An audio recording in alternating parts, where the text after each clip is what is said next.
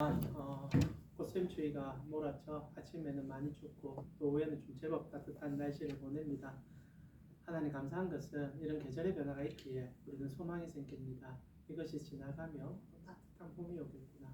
또 무더운 여름이 오면 열매 맺는 가을이 오겠구나. 그리고 겨울이 오면은 또 봄이 오겠구나. 언제나 소망 속에 살아갈 수 있는 이 변화를 주신 하나님, 그 변화의 중심에 저희가 서 있음을 고백합니다. 기업 안에서도 많은 변화가 있으리라 생각합니다.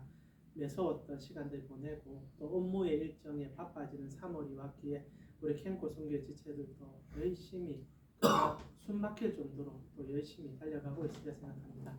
하나님, 그 숨 막힘에 잠식되지 않게 하여 주시고 이렇게 예배드리는 것이 하나님께서 내 삶을 붙잡고 있다. 하나님이 내 삶의 주인이시다. 그 은혜 볼 수 있게 하여 주셔서 열매 맺는 시간까지 앞으로 주어질 하나님의 사랑의 은혜까지 볼 수 있는 그 영안이 열리는 하나님으로 마음의 안식을 누릴 수 있는 이 예배가 될 수 있도록 그래서 소망으로 일어서는 우리 모든 캠코의 성교 지체들 특별히 예배드리는 이들에게 그 은혜를 허락하여 주시옵소서. 오늘도 말씀을 들을 때 하나님께서 적절하게 주시는 이른 비와 늦은 비 허락하심을 믿사오며 살아계신 예수님의 이름으로 기도합니다. 아멘. 네, 오늘 제목이 좀 특이하지요. 지덧 앞에 서 있는 성도입니다. 우리 신앙이 때로는 이렇게 될 것 같아서 오늘 조심스럽게 한번 돌아보는 시간으로 우리 한번 말씀 속으로 들어가 보려고 합니다. 목회를 저도 이제 시작한 지가 제법 됐습니다. 이제 중년으로 넘어가는 것 같고 이제 후배들도 많이 생성되는 중입니다.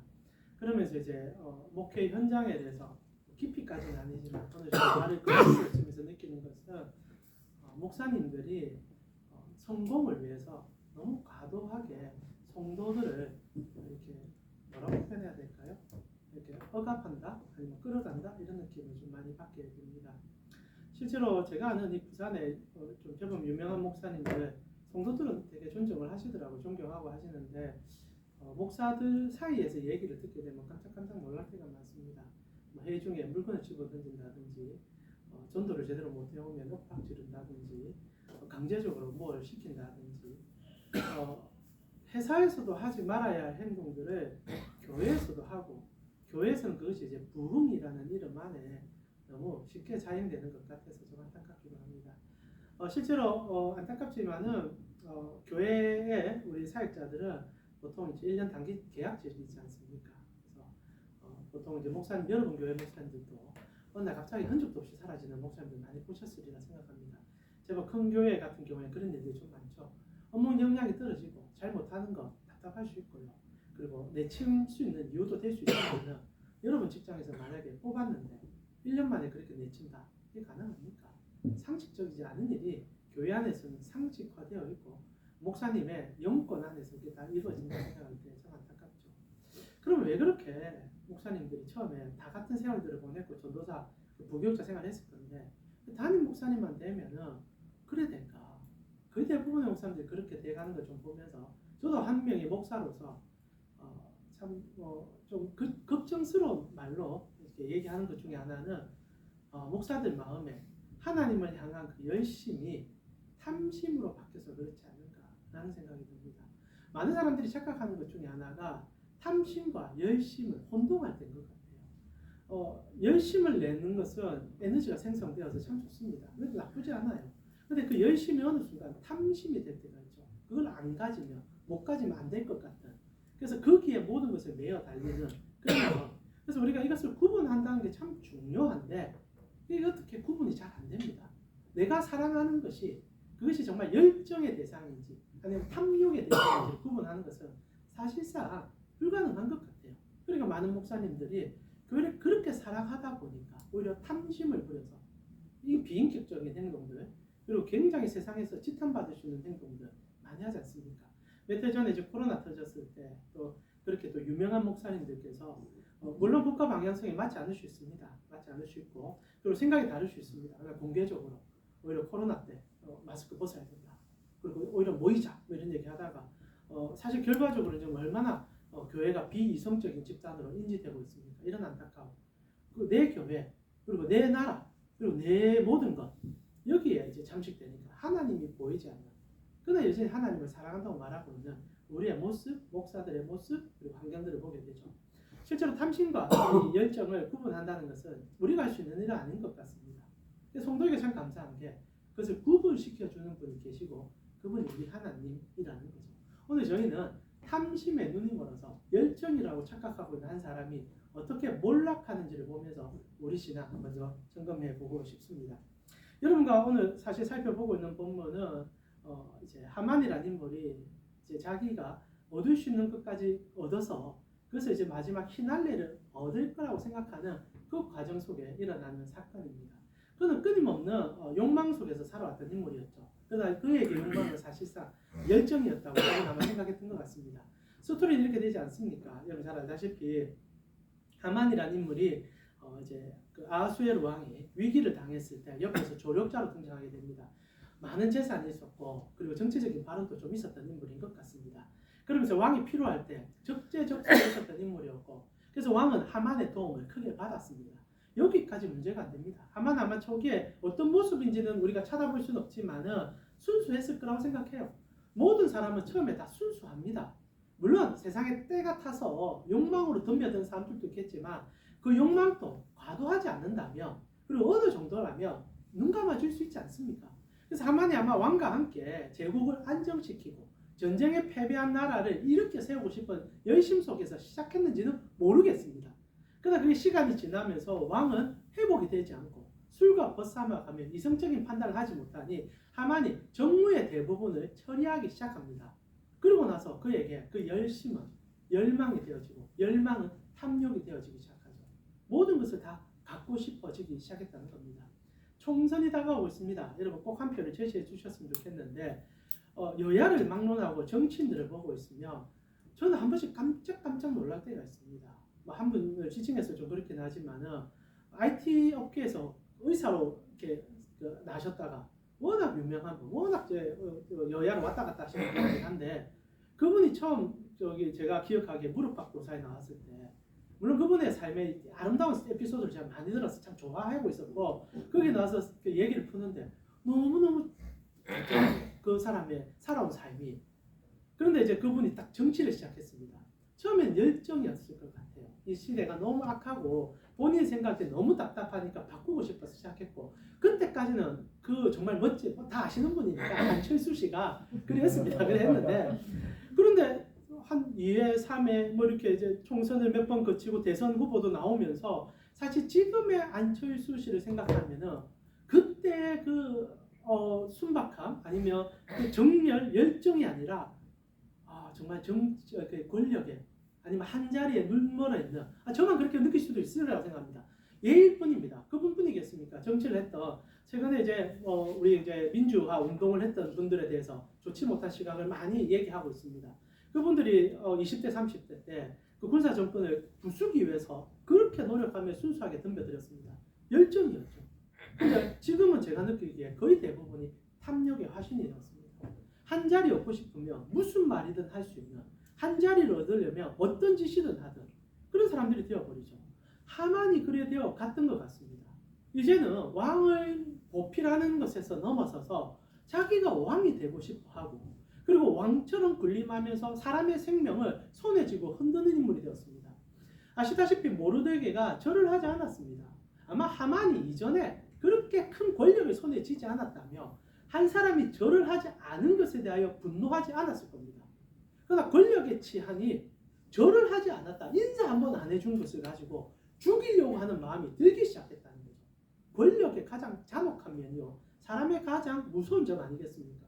그래서 모르드게가 절을 하지 않으니 그를 인격적으로 그리고 존재적으로 말살하려고 하다가 그가 이스라엘 사람이라는 것을 알게 되자 민족적 차원에서 말살을 시작하려고 합니다. 권력 짜기에 가능한 것이고 내 권력이 나의 것이라 생각했기 때문에 이루어지는 일 아니겠습니까? 사실은 뭐 왕정시대이긴 하지만은 언제나 권력은 국민으로부터 나오지 않습니까? 그거는 어느 역사든 다 똑같습니다. 그러나 왕이 착각하는 게 무엇입니까? 권력이 국민으로부터 나오는 것이 아니라 내가 국민에게 권력을 나누어 줬다 착각하는 겁니다. 그러니까 언제든지 빼앗을 수 있는 거죠. 하만은 모르드게를 통하여 분노가 생겼고 그 분노를 통하여 민족을 말살하려는 계획을 세우게 되죠. 전형적인 권력에 도취된 독재자의 모습을 하만이 다 보여주고 있다는 겁니다. 그러나 하만에게 있어서 하나의 약점이 있었죠. 여전히 왕이 존재하고 있다는 겁니다. 왕이 존재하고 있었던 거죠.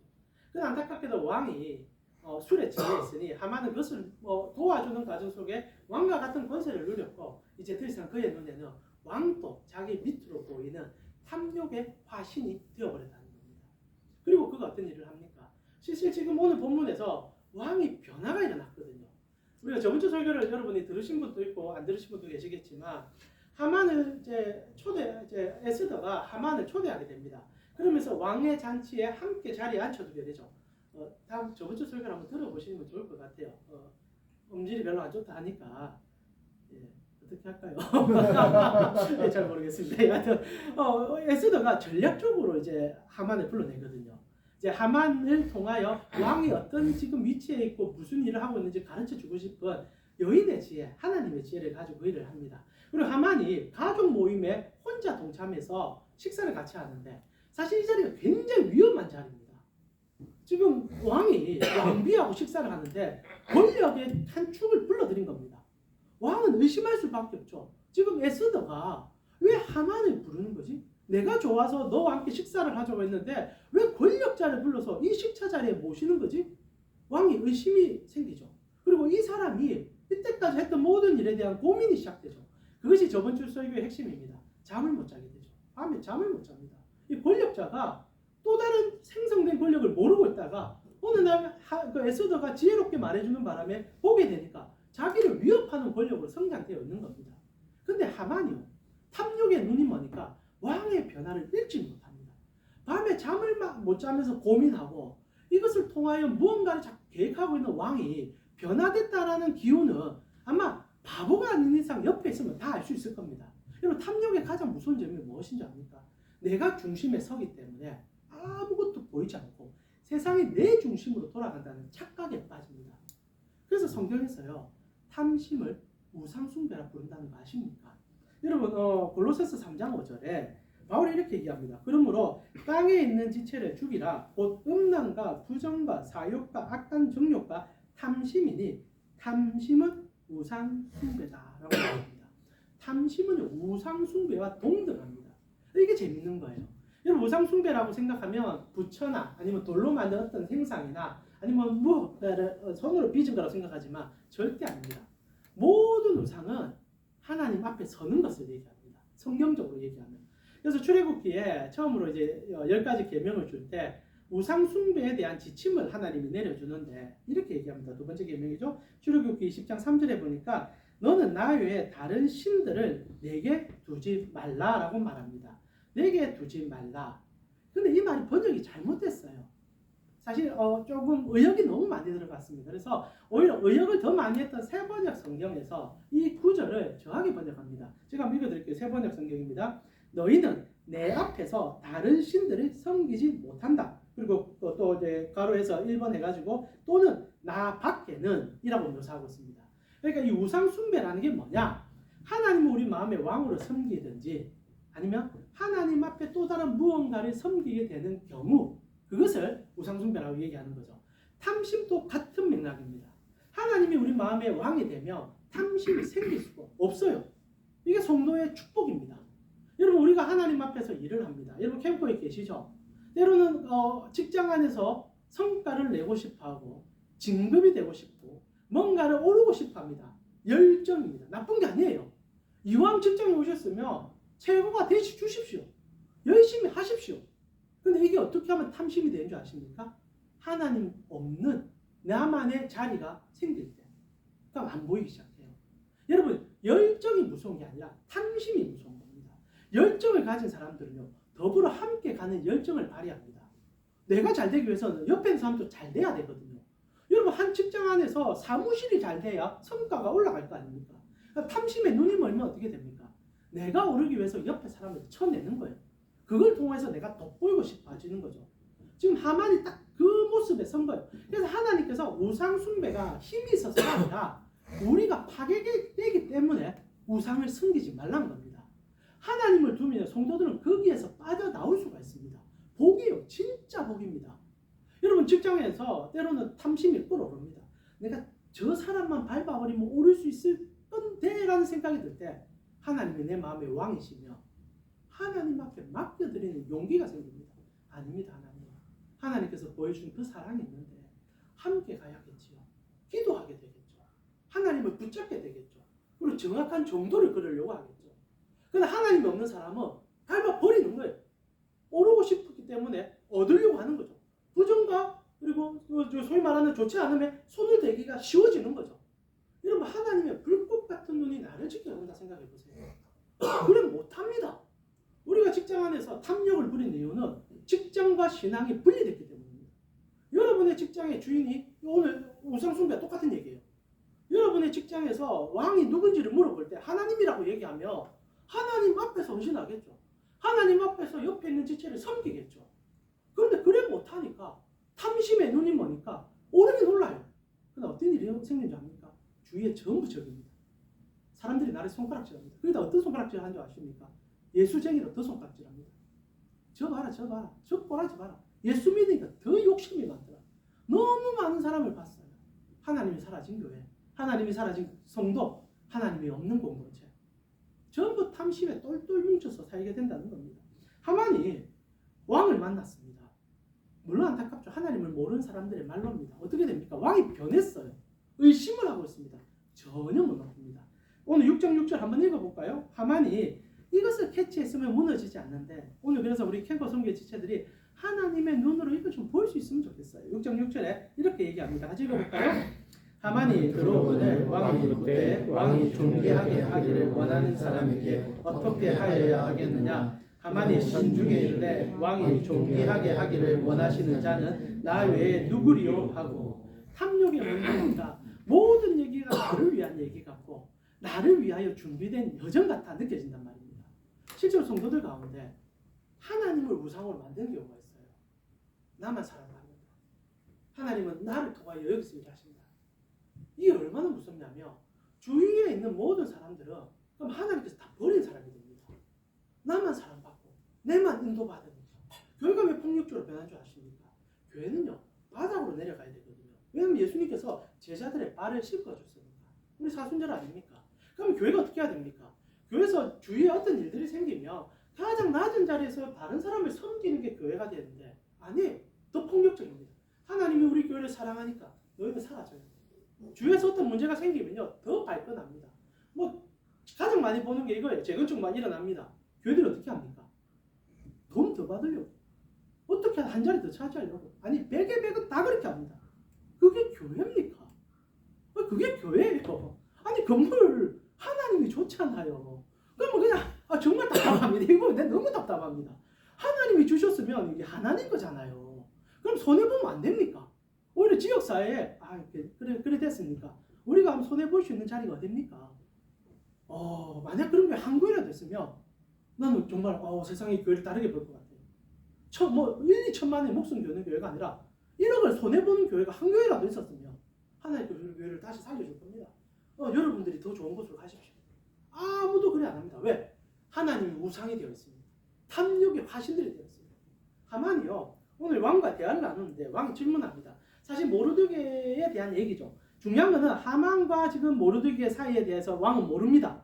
오로지 왕이 하만 때문에 열이 받아 있는 상황에 잠을 못 자다가 역대기를 읽다가 모르드게에 대한 이야기를 들었을 뿐이고, 그리고 모르드게를 어떻게 하면 축복해주고 싶은데 하만에게 물어보는 과정에 이게 하만과 왕의 관계가 매끄럽지 않다는 게 본문에 등장하는 거죠. 여러분 가만히 보세요. 6장 6절에 왕이 뭐라고 묻습니까? 오늘 질문에 묘해요. 왕이 만약에 하만이 생각하듯이 하만을 축복하고 싶다면 어떻게 질문해야 됩니까? 하만아, 너 너무 고생했는데 너가 받고 싶은 게 뭐가 있니? 이래 물어봐야 되겠죠. 아니면 누군가를 이렇게 잘 해주고 싶다. 그리고 어떤 이렇게 칭찬하고 싶다. 대상을 지칭할 겁니다. 그 대화가 매끄러워지겠죠. 인지가 되니까. 근데 왕이 어떻게 합니까? 어뭉스럽습니다. 누군지를 말을 안 해요. 그냥 최고의 이렇게 해주고 싶은 사람이 있다. 존경해주고 싶은데 어떻게 하면 좋을까? 왕이 또 보는 겁니다. 굉장히 무서운 덫이죠. 하만이 착각합니다. 이게 내 얘기구나. 그렇게 만든 거죠. 들어보고 싶은 거예요. 하만이 생각하는 거, 그리고 하만이 추구하는 거. 하만이 무슨 얘기하는지 아시죠? 뒤에 얘기가 뭡니까? 왕이 되고 싶은 얘기를 합니다. 왕이 타는 마차에 태워주십시오. 왕이 입는 옷을 입혀주십시오. 다음에 원할 게 뭡니까? 왕자리밖에 없는 거죠. 탐욕의 눈이 어두워지니까 왕이 지금 뭘 요구하는지를 못 보고 자기 욕망의 노예가 돼서 전차처럼 질주하는 겁니다. 결국 왕이요, 모르드게에게 그래 주므로 하만은 그 자리에서 내어 달립니다. 사랑하는 우리 캠프 성도의 지체 여러분, 하만은 일반적인 우리의 모습입니다. 어느 한 자리에 서서 최선을 다하는 누군가일 수도 있고요, 직장에 매어 사는 가장일 수도 있고, 아니면 자녀에 매어 달리는 부모일 수도 있습니다. 모두 다 우상 숭배에 빠졌을 때 그것이 무너지는 순간 우리도 붕괴되는 어려움과 아픔을 경험할 수밖에 없죠. 우리에게 전달하는 하나님의 메시지가 무엇입니까? 너희의 삶의 중심에 누가 있냐라는 것을 묻는다는 거예요. 저는 분명히 말씀드릴 수 있습니다. 여러분, 하나님 사랑하는 걸 예배드리러 오셨잖아요. 그러면 진짜 하나님을 사랑하십시오. 그러면 여러분 삶에 저는 분명히 목사로서도 여러분에게 축복하시는 것은 하나님이 왕이 되어 하나 둘씩 정리시켜 줄 겁니다. 오늘 우리가 모르드게를 통해서 보게 되는 것, 그리고 하만을 통해서 보게 되는 것은 하나님을 신뢰하고 믿을 때 내 뜻대로 되지 않을 때가 있다는 겁니다. 모르드게 같은 경우에 우리가 한 몇 달 전에 들었지만 왕의 시해 사건을 고발해 줬습니다. 보상을 못 받았어요. 안타깝죠. 그때 모르드게 아마 속에서 천불이 났을 겁니다. 그러나 모르드게는 하나님의 사람이죠. 하나님이 그때 일을 감추어 두신 것은 하나님의 뜻의 그때를 보여주기 위함이었습니다. 우리가 그렇지 않습니까? 당장 내가 만족하지 못하는 일이 생길 수 있습니다. 여러분이 생각하는 대로 인생이 안 풀릴 수도 있습니다. 그러나 여러분의 인생의 주인이 누굽니까? 하나님이시라며 하나님이 유보시킨 이유가 있겠죠. 하나님이 주지 않는 목적이 있겠죠. 거기에 분노할 수도 있고 마음이 상할 수도 있습니다. 그러나 성도에게 가장 큰 은혜는 화가 나고 분노할 때 하나님께 그 마음을 올려드리고 하나님의 뜻을 더듬어 찾아가는 은혜가 있다는 거죠. 그리고 제가 느끼기에 하나님께서는 공의를 행하시고 바르게 살아가는 성도에게 언제나 보답하시는 분입니다. 그게 물론 이제 여러분이 생각하듯이 물질적으로 뭐 축복은 아니라고 생각합니다. 그러나 여러분을 통하여 하나님의 이름이 높여지며 여러분의 사무실이 주의 이름으로 변화될 것이고, 그리고 하나님의 뜻하심이 나타남을 통하여 건강한 사람들이 여러분 주위에 함께하게 될 거라 생각합니다. 생각해 보십시오. 탐욕을 버린 교회가 세상 속에서 어떤 대접을 받겠습니까? 정말 오늘 노골적으로 몇 명을 얘기합니다. 우리 정강원 목사가 재건축 들어갔습니다. 수십억을 달라고 얘기했습니다. 만약 그렇게 인지도가 있는 목사가 진짜 목사이기에 재건축 들어갔을 때 하나님 앞에 우리 다 드리겠습니다. 그리고 내가 오히려 이것을 떠나서 저 옆에 내가 가서 개척 새로 시작하겠습니다. 쉽지 않죠. 근데 일을 한 사람이 있지 않습니까? 여러분, 분당 이찬수 목사 참 존경합니다. 물론 여전히 본인이 버리실 게 많으시겠지만 가진 것을 손에 넣는 게 불가능하거든요. 사람은 교회를 더 키우고 싶어 합니다. 그래서 저희 이찬수 목사님 참 존경하는 것 중에 하나가 이러든 저러든 손을 놨어요.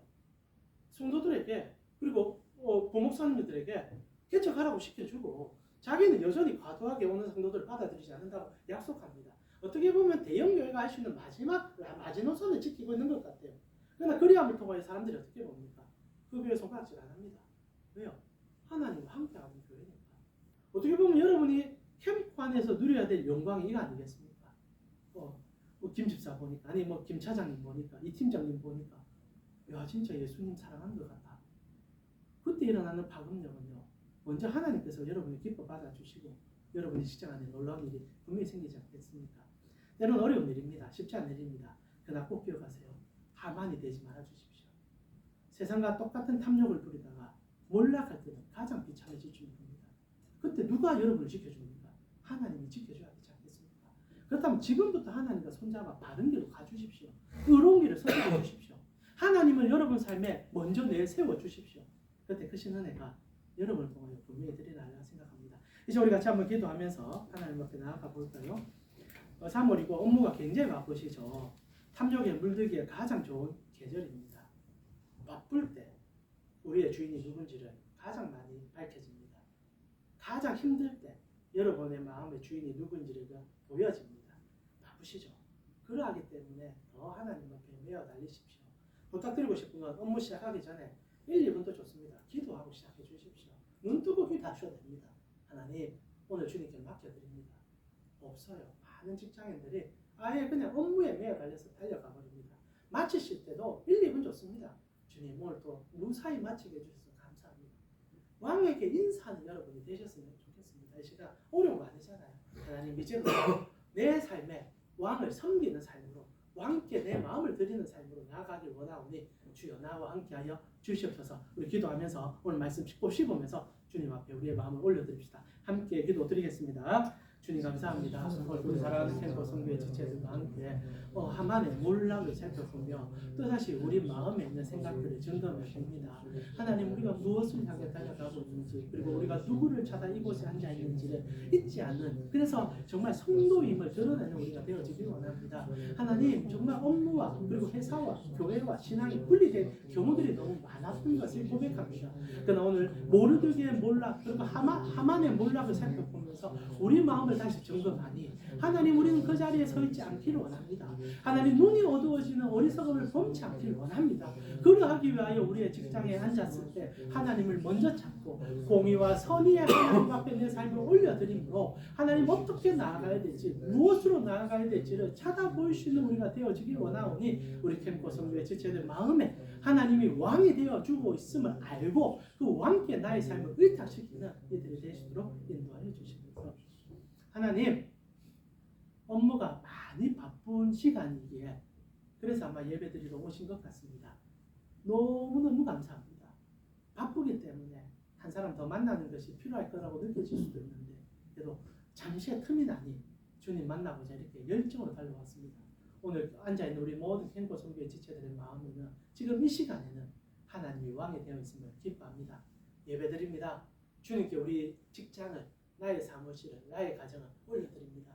내 계획대로 되지 않아도 때로는 내 생각과 다른 방향으로 가도 주님께서 합력하여 선을 이루심을 믿사오니 오늘 우리 캠프 성교의 지체들의 마음의 답답함 그리고 삶의 어려움 그리고 나아가는 방향에 있던 일들 주님께서 이해시켜 주시고 설득시켜 주시고 그리고 끌어주심을 통하여 하나님의 영광을 보는 자리까지 설 수 있도록 하나님 정말 간곡히 기도하는 것은 생각보다 우리 너무 약합니다. 우리는 직장의 한 소리에도 시너머지고 가정에 일어나는 조금만 변화에도 발이 꺾이는 그런 헛과 같은 존재입니다. 그러하기 때문에 이렇게 예배드리고 기도합니다. 하나님 붙들어 주시고 성령님께서 힘을 다하여 주셔서 이길 수 있게 하여 주시고 그리함으로 주님이 보여주신 정의와 사랑의 삶을 삶으로 살아내므로 주의 영광을 올려드려서 주님 때문에 나도 없고 너도 없는 그 영광을 볼 수 있는 이들 모두가 되시도록 인도하여 주시옵소서. 지금은 우리 주 예수 그리스도의 은혜와 하나님 우리 아버지의 무한하신 사랑과 성령님의 감화, 감동, 교통케 하시니 주님을 왕으로 내 삶의 주인으로 모시길 원하는 캠프 성교의 지체들 머리 위에 지금부터 영원토록 함께 있을지어다. 아멘. 주님 함께 사시는 여러분 되기를 기도합니다.